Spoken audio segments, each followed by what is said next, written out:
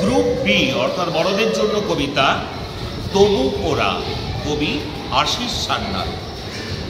একটা মেয়ে মিষ্টি ভারী, একটা মেয়ে পাজি, একটা মেয়ে দুষ্টু ভীষণ, কাজের বেলায় কাজী, একটা মেয়ে সন্ধে হলেই পড়তে বসে একা, একটা মেয়ের দুপুর বিকেল শুধু টিভি দেখা, একটা মেয়ে ঘুমোয় কেবল, একটা মেয়ে হাসে, একটা মেয়ে সারাটা দিন খেতেই ভালোবাসে, একটা মেয়ের নিত্য নতুন হরেক রকম বায়না, মন্ডা মিঠাই না পেলে সে রাতে কিছুই খায় না।